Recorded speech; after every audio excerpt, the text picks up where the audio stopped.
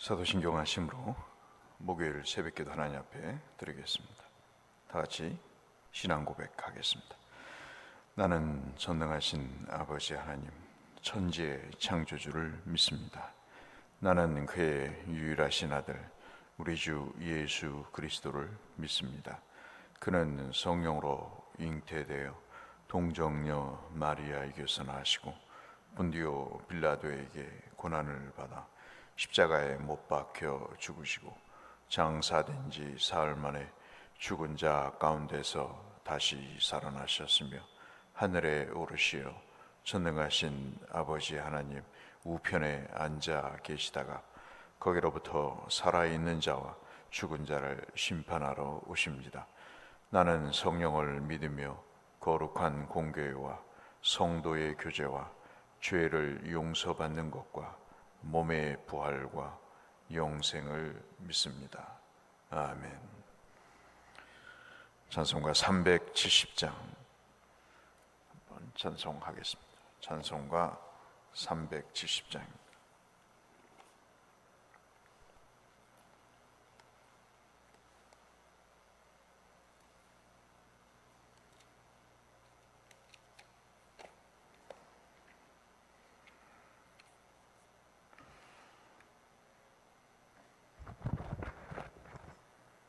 (370장) 함께 찬송하겠습니다. 주 안에 있는 나에게 단 근심이 있으랴. 십자가 밑에 나가 내 짐을 풀었네. 주님을 찬송하면서 할렐루야 할렐루야. 내 앞길 멀고 험해도 나 주님만 따라가리. 그 두려움이 변하여 내 기도 되었고 전날의 한숨 변하여 내 노래 되었네. 주님을 찬송하면서 할렐루야 할렐루야. 내 앞길 멀고 험해도 나 주님만 따라가리. 내 주는 자비하셔서 늘 함께 계시고 내 궁핍함을 아시고 늘 채워주시네. 주님을 찬송하면서 할렐루야 할렐루야. 내 앞길 멀고 험해도 나 주님만 따라가리. 내 주와 맺은 언약은 영불변하시니 그 나라 가기까지는 늘 보호하 하시네. 주님을 찬송하면서 할렐루야 할렐루야. 내 앞길 멀고 험해도 나 주님만 따라가리.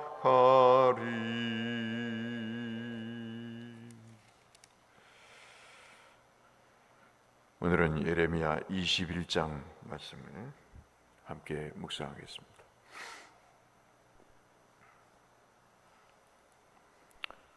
예레미야 21장 1절에서 14절의 말씀.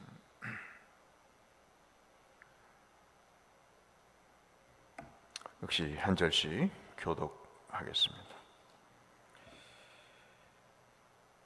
예레미야 21장 1절에서 마지막 14절까지 보겠습니다. 여호와께로부터 예레미야에게 말씀이 임하니라. 시드기야 왕이 말기야의 아들 바수훌과 제사장 마아세야의 아들 스바냐를 예레미야에게 보내니라.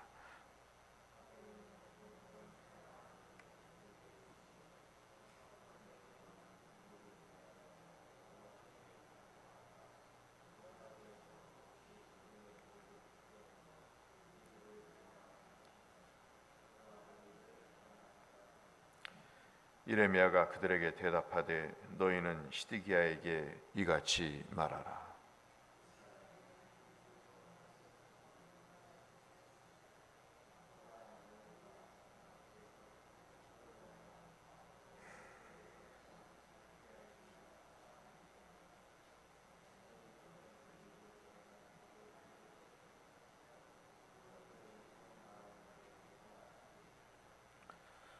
내가 든 손과 강한 팔 곧 진노와 분노와 대노로 친히 너희를 칠 것이며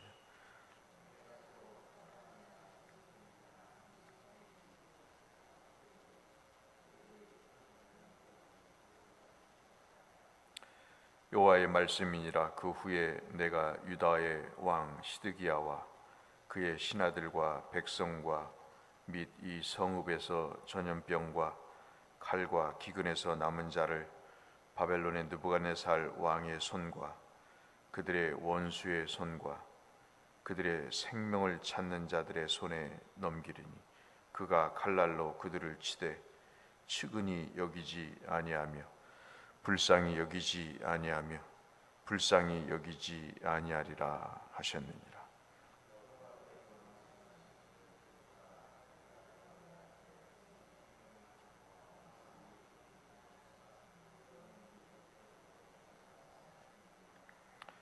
이 성읍에 사는 자는 칼과 기근과 전염병에 죽으려니와 너희를 에워싼 갈대인에게 나아가서 항복하는 자는 살 것이나 그의 목숨은 전리품같이 되리라.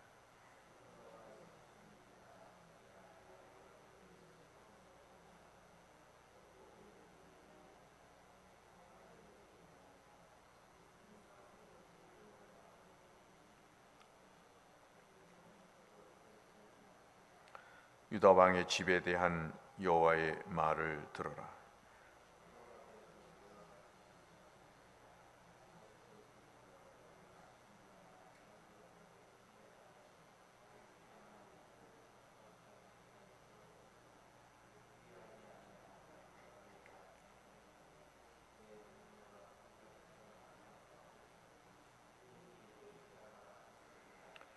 여호와의 말씀이니라. 골짜기와 평원 바위의 주민아 보라. 너희가 말하기를 누가 내려와서 우리를 치리요 누가 우리의 거처에 들어오리요 하거니와 나는 내 대적이라.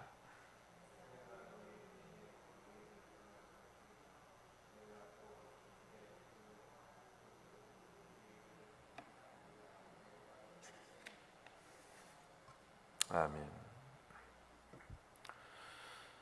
우리가 가끔은 하나님의 말씀을 읽다 보면 도대체 이게 하나님의 말씀인지 무엇을 말씀하시는 건지 알아들을 수가 없는 참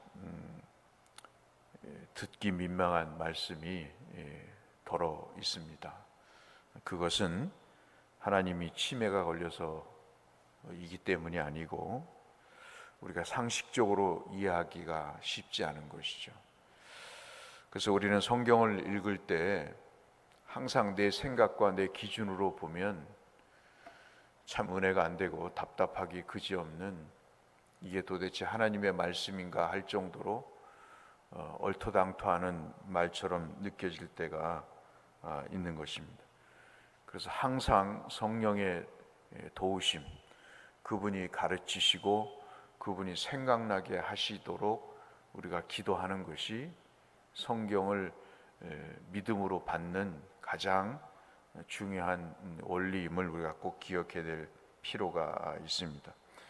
오늘 21장의 말씀은 어떻게 주께서 택한 백성을 이렇게 다루실 수가 있는가 하는 것에 대한 내용입니다. 이 말씀을 우리가 이해하기 위해서는 한 세 가지 정도 이해가 필요합니다. 하나가 뭐냐면, 지금 시드기야라고 하는 유다의 왕이 있습니다. 꼭두가시 같은 왕이죠. 이 왕이 어떠한 자세를 갖고 있냐면, 바로의 힘을 빌려서 여러분 아시는 대로 바벨론 왕을 대적하는 일이 벌어집니다. 왕으로서는 그럴 수 있겠죠. 어떻게든 다른 외국의 힘을 빌려서 그 강대국의 침입을 막고자 하는 것은 인지상정입니다. 그런데 하나님이 그거를 좋게 보지 않으셨습니다. 그래서 이 친애굽 정책을 핀 유다를 향해 두 번째 우리가 살필 내용은 바벨론 왕 느부갓네살이 포위를 해오는 거죠. 그래서 옛날에는 어떻게 성을 공략을 했냐면, 성벽을 기어 올라가서 그 성을 무너뜨리는 게 아니고, 예루살렘 성이 있으면 예루살렘 성 더 높이 성을 쌓는 것입니다. 그래가지고 그 성을 완전히 포위해서 먹을 것이 떨어지게 만들고 면역력이 떨어져서 그 성에 사람이 죽어나갈 때까지 기다렸다가 그 성을 함락하는 전법을 쓰는 겁니다. 그러니까 심리적으로 육체적으로 고립되다가 결국은 이제 백기를 드는 그런 상황입니다. 그래서 두 번째 말씀드리는 내용은, 이 느부갓네살 왕이 괘씸하게 생각을 하고 친애굽에 기울어져 있는 유다를 없애버리기 위해서 느부갓네살 왕 바벨론이 침공을 하게 되는 것입니다.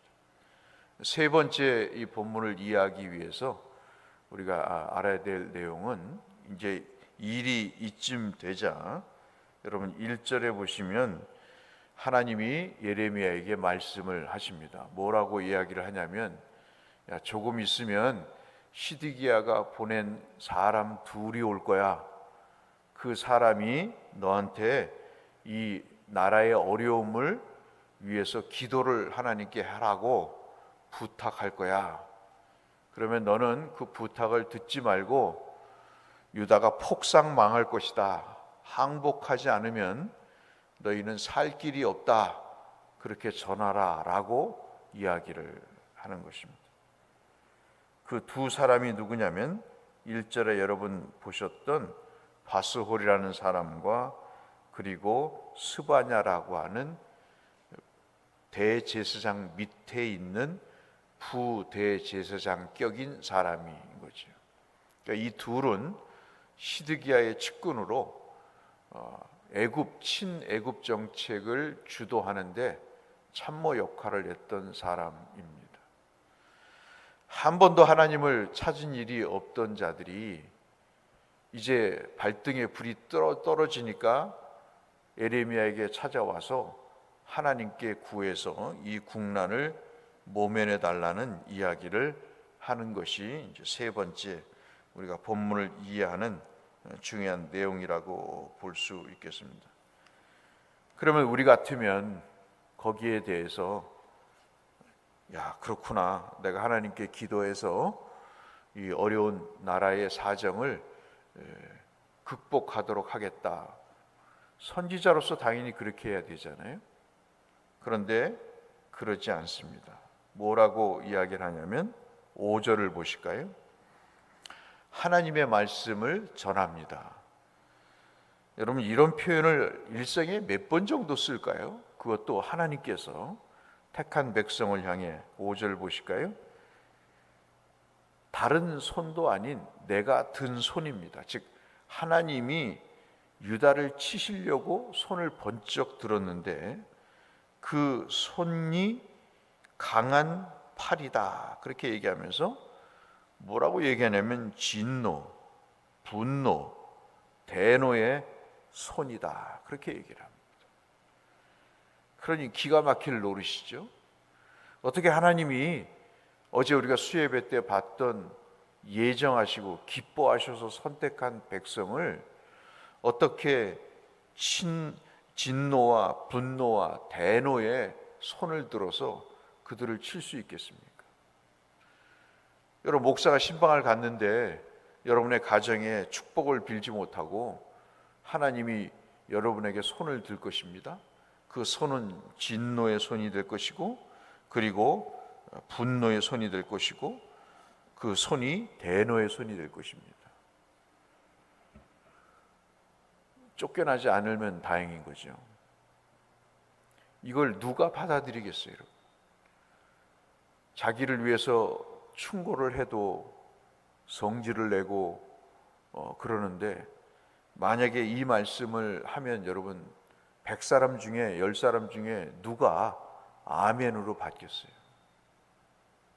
여러분 같으면 받으시겠습니까? 더 기가 막힌 것은 6절 이하에 있는 말씀입니다. 어떻게 이런 말씀을 할 수 있을까? 내가 또 사람이나 짐승이나 이 성에 있는 것을 다 치리니 그래요. 어린아이건 부녀자건 노인네건 젊은 사람이건 어떻게 치냐면 전염병으로 다 쳐서 죽게 할 것이다. 그러면서 거기까지 끝나면 좋을 텐데 7절 말씀을 보면 여호와께서 그 후에 유다의 왕 시드기야와 그의 신하들과 백성과 그 예루살렘의 전염병과 칼과 기근에서 남을 자를 바벨론 느부갓네살 왕의 손과 그의 원수의 손과 생명을 찾는 예루살렘의 모든 사람을 죽이겠다고 하는 그들의 손에 넘겨서 칼날로 그들을 치되 측은히 여기지 아니하리라, 긍휼히 여기지 아니하리라, 불쌍히 여기지 아니하리라. 최악의 말씀인 것 같아요.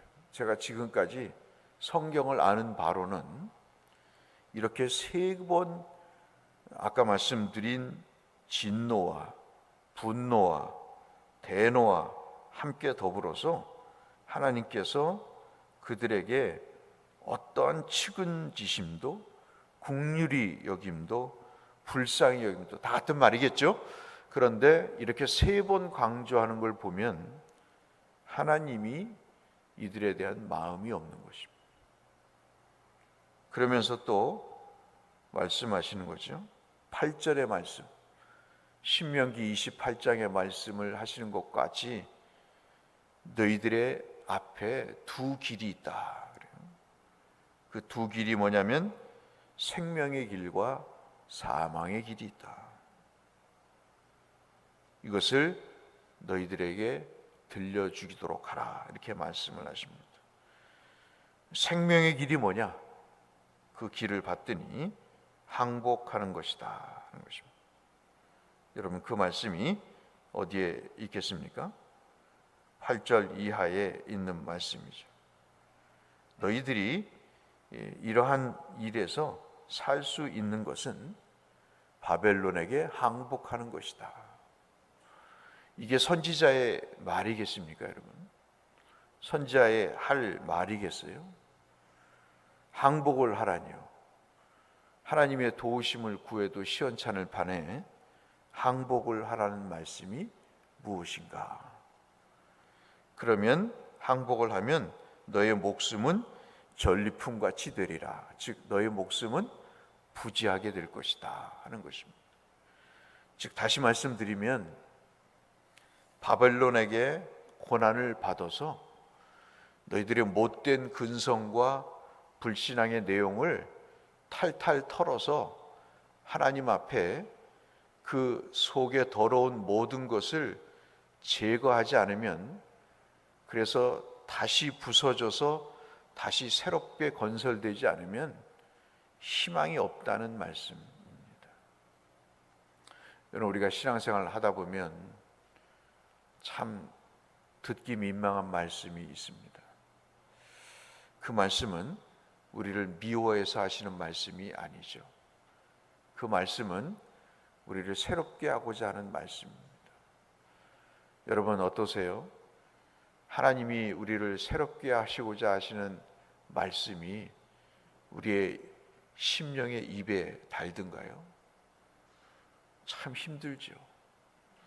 우리를 다시 건설하라고 하는 LH 아파트를, 여러분 철근을 빼먹고 그 쌓아올린 아파트가 언제 무너질지 모르잖아요. 그것이 파이프 몇 개 들이댄다고 해서 그 아파트가 튼튼하리라는 보장이 없지 않습니까? 원칙대로라면 다시 부숴서 다시 새롭게 해야 되는 그런 상황인 것이죠. 오늘 그래서 첫 번째 우리가 기도해야 될 내용은 하나님의 말씀이 우리의 생각이나 세상의 트렌드와 다를 때가 있습니다. 그래서 신앙생활이 참 쉽지 않은 거예요. 그것을 어떻게 받아들일까? 어떻게 그것을 내가 믿음으로 소화해낼까? 이건 참 어려운 일입니다.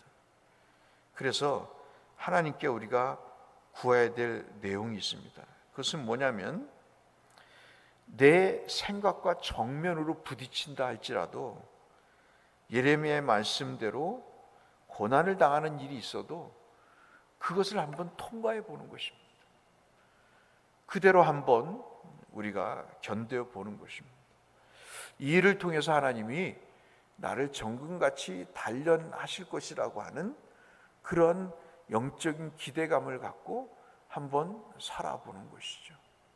그것이 우리를 더 든든하게 건실하게 하는 길임을 이야기를 합니다.